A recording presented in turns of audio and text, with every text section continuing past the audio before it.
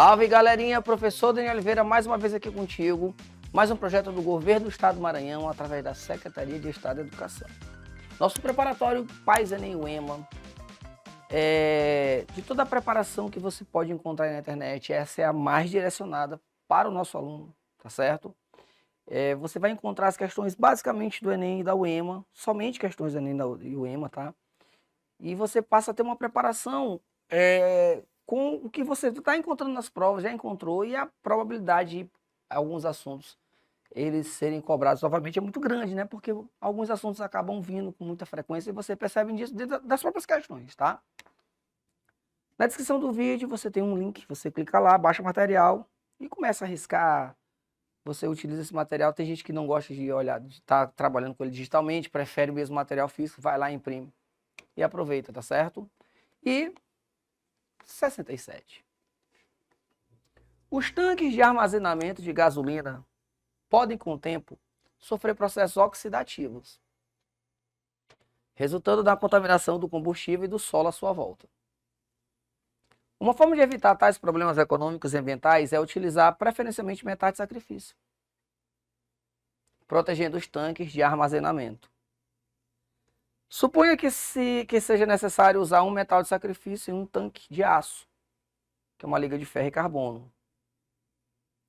Considere as reações de redução de seus respectivos potenciais padrão. Dos metais citados, o que garantirá proteção ao tanque de aço é... Primeira coisa, vamos entender isso aqui. Olha só. Muito cuidado com esse assunto. Nós temos o metal de sacrifício. É difícil? Não, não é difícil. Vamos imaginar que você tem um tanque. E esse tanque, ele é de ferro. Aquele ferro exposto ao ambiente não tem para onde correr. Ele vai sofrer o processo de oxidação. Mas eu posso proteger esse ferro. Eu posso ligar o ferro. Um outro metal. Esse outro metal, ele vai proteger o ferro. Mas de que forma, Daniel? Deixa eu explicar para você. Imagina essa situação bem aqui, ó. Eu vou me oxidar. Você vai reduzir. Eu vou perder elétrons, você vai ganhar elétrons. Perfeito? O processo de oxidação e redução, eles precisam acontecer simultaneamente. Por quê? Porque tu só pode ganhar elétrons se alguém perder. Então só existe redução se tiver oxidação. Tá certo? E aí o que acontece? Se eu tenho, por exemplo, dois metais em contato, um metal vai ter que oxidar e o outro vai ter que reduzir. Agora olha essa situação. Eu quero oxidar, mas você aí também, do outro lado da tela, quer oxidar. Não pode. Por que não pode? Vou te explicar. Se eu perco elétrons, eu perco para alguém que vai ganhar. Se não tiver ninguém para ganhar, gente, eu vou perder para quem? Então os dois não podem oxidar ou os dois reduzir. Não. Alguém tem que oxidar e alguém tem que reduzir. Então ao juntar dois metais, vai ter que acontecer isso. Alguém tem que oxidar e o outro tem que reduzir. Quem vai conseguir oxidar é quem tiver maior vontade. Mas assim, vontade, não sei lá, não fica legal. A gente dá um outro nome. A gente chama de potencial. Pronto. Potencial de oxidação. Vontade de oxidar. Quem tiver o maior potencial de oxidação, sofre oxidação. Daniel, mas se a questão me desse potenciais de redução. Quem tiver o maior potencial de redução, sofre redução. Então vamos entender. Eu tenho ferro e X. Se X começa a oxidar, se o ferro começa a oxidar, ele começa a se desgastar, né? Corroer. Eu não quero que isso aconteça. Então eu vou usar alguém, no caso X, para se oxidar no lugar do ferro. Então já sei o seguinte, que o potencial de oxidação do X obrigatoriamente precisa ser maior que o potencial de oxidação do ferro. Porque se o potencial de oxidação do X for maior que o do ferro, o X oxida e eu protejo o ferro desse jeito. Uma coisa bacana, se eu quero proteger o ferro não pode oxidar. Então o ferro não pode estar no ânodo. Logo, o ferro tem que estar no cátodo. Então, quando eu uso metal de sacrifício, eu estou realizando o que a gente conhece como proteção catódica. O que é a proteção catódica? Eu estou protegendo quem está no cátodo. Como? Me sacrificando para que ele não oxide. Então aqui eu tenho proteção catódica. Para isso eu uso um metal de sacrifício. Esse metal bem aqui, gente, esse metal bem aqui, ele está se sacrificando porque ele está no ânodo. Então, o metal de sacrifício também pode ser chamado de ânodo de sacrifício. Perfeito? Perfeito. Então vamos entender. Eu quero proteger o ferro. O potencial de oxidação do X tem que ser maior que o do ferro, porque o X oxida e o ferro não. Mas se forem potenciais de redução, ferro e X, vamos lá? Quem tem maior potencial de redução tem que ser o ferro. Porque eu quero que o ferro não oxide, então ele tem que reduzir. Foi claro? Então, o potencial de redução do ferro tem que ser maior que o do X. Show de bola. E aí eu tenho uma questão que ele está querendo proteger. Mas ele quer proteger quem, Daniel? O ferro. Mas qual o potencial de... detalhe, ele não fala lá para você se é de oxidação ou se é de redução. E Daniel, e agora? Agora é contigo. Olha aí. Carga não está vindo de 2 para 0? Está reduzindo. Ou eu não estou ganhando elétrons? Está reduzindo. Entendeu? Então estou tendo redução. Logo, aqueles potenciais são de redução. O potencial de redução do ferro é quanto, Daniel? 0,44. Detalhe, menos 0,44. Então, eu já sei que esse potencial é o potencial de redução do ferro. Se eu quero proteger o ferro, eu vou precisar usar alguém que tenha um potencial de redução menor que o do ferro. Ou seja, não pode ser mais 0,34. O que está positivo eu corto logo. Agora você não vai errar a questão associada ao jogo de sinal. Tem calma. Eu já sei que eu quero proteger o ferro que o potencial é menos 0,44. É só eu procurar na tabela alguém que tenha um valor, um potencial, cujo valor seja menor que 0,44. E aí você só tem menor do que 0,44. Lembra que quando está negativo, tá certo? 0,76 é menor do que 0,40, do que 0,25. Menos, né? Menos 0,40, menos 0,25. Então, gente, se eu quero proteger o ferro, eu vou usar o zinco, porque o zinco tem um potencial de redução menor que o do ferro. É o único na tabela que eu posso utilizar para fazer a proteção do ferro. Beleza? Então, como eu te falei, não é uma questão difícil, é só ter calma. É só ter calma. Quer identificar como proteger? Lembra, potencial de oxidação tem que ser maior do que aquele cara que você quer proteger. Perfeito? Show de bola.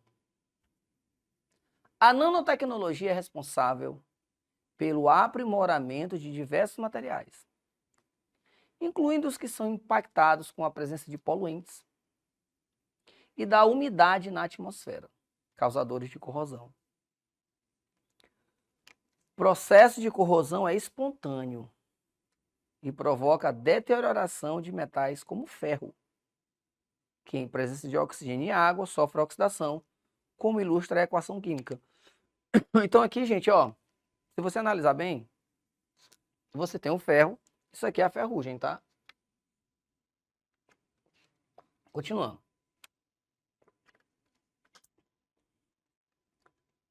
Uma forma de garantir a durabilidade da estrutura metálica e sua resistência à umidade consiste na deposição de filmes finos, nanocerâmicos, à base de zircônia e alumina, sobre a superfície dos objetos que se deseja proteger. Essa nanotecnologia aplicada na proteção contra a corrosão se baseia no... Olha só. Tente entender uma coisa. Bem aqui eu tenho o ferro. bem aqui eu tenho o alumínio. Perfeito, gente? Ambos os metais estão expostos ao ambiente. Água, oxigênio. Tu sabe quem oxida mais fácil no ambiente? O ferro ou o alumínio, sabe quem? Tu sabia que a maioria de vocês imagina que é o ferro? Tu acha que o ferro oxida mais fácil, mais rápido que o alumínio? Mas na verdade não, o alumínio é mais reativo que o ferro. Então o alumínio ele vai oxidar mais rápido que o ferro. E quando o alumínio oxida, ele vai se transformar em um óxido aqui, ó. Aqui a carga do alumínio é 0. Aqui a carga é mais 3. Isso quer dizer que o alumínio está oxidando. O alumínio está oxidando. A carga dele está aumentando. Mas uma coisa que acontece é que quando essa substância ela é formada, na hora que ela começa a ser formada, ela começa a grudar na superfície do alumínio. Ou seja, o alumínio ele começa a oxidar bem rápido, mas simplesmente a oxidação para. Ou seja, ele oxida rápido, mas ele é muito resistente à corrosão, porque à medida que ele começa a se oxidar, ele cria ao seu redor uma substância que, digamos que impermeabiliza esse alumínio, impede o contato com o ambiente e a oxidação para. Eu sei que meu filho sabe. Uma das formas de você evitar que uma reação aconteça é eliminando o contato. Eliminando o contato. Sem contato não tem reação. Tá certo? Então, o alumínio, ele se oxida, mas ele cria uma substância que se protege. Que ele acaba se protegendo. O ferro demora um pouco mais que o alumínio a se oxidar, só que tem um detalhe. A substância que o óxido forma não cria essa película ao redor dele. E faz com que esse ferro simplesmente comece a se desgastar. Simplesmente começa a se desgastar. Ó. E é justamente essa substância bem aqui formada, que é porosa, que a gente chama de ferrugem. O ferro não tem essa proteção. E sem essa proteção, ele continua oxidando, continua oxidando, continua oxidando. Gente, uma peça de ferro bem enferrujada, quando tu toca nela, tu te suja. Por quê? Porque você consegue remover aquela substância da superfície e sai com facilidade. Tá? Ela é bem porosa, então você não tem essa proteção. Então o ferro, ele oxida mais fácil, mais devagar que o alumínio, demora mais a oxidar que o alumínio. Só que a oxidação dele não vai parar, vai continuar oxidando, oxidando, oxidando. Tem um portão de ferro na tua casa? Às vezes a gente tem o costume de pintar os portões, além de dar uma beleza, né? Uma estética melhor para o portão. Eu protejo ele do processo de corrosão, tentando eliminar aí um contato. Mas tu percebe que aquela peça, depois de um tempo, começa a oxidar e vai e fura, né? Então você consegue perceber que o ferro não cria essa proteção, o alumínio consegue. Tá certo? Então o alumínio tem essa proteção e o ferro não. Então existe uma forma de proteger, existem várias formas de proteger o ferro, né? Uma dessas formas seria fazer o quê, Daniel? Eu vou te contar. Uma dessas formas seria, uma delas, tem várias. Mas existe uma que é, por exemplo, aplicar filmes finos nanocerâmicos à base de zircônio e alumina sobre a superfície do ferro para poder proteger. Então, meu príncipe, ó, eu simplesmente coloco eu coloco, não é que o ferro colocou como alumínio. O alumínio mesmo se protege. Um objeto de prata. Se você tiver um cordão, uma pulseira, aquele objeto está escuro. Com o passar do tempo ele vai escurecendo. Ele vai formar um sulfeto de prata e a substância na superfície acaba escurecendo aquilo ali. O próprio metal se protegeu. O ferro não consegue. Então eu posso colocar aqui, como ele falou, na superfície zircônia e óxido de alumínio. Eu estou colocando uma substância para proteger o ferro. Tá certo? É isso que eu estou fazendo. Proteção catódica, proteção catódica é o uso de metal de sacrifício.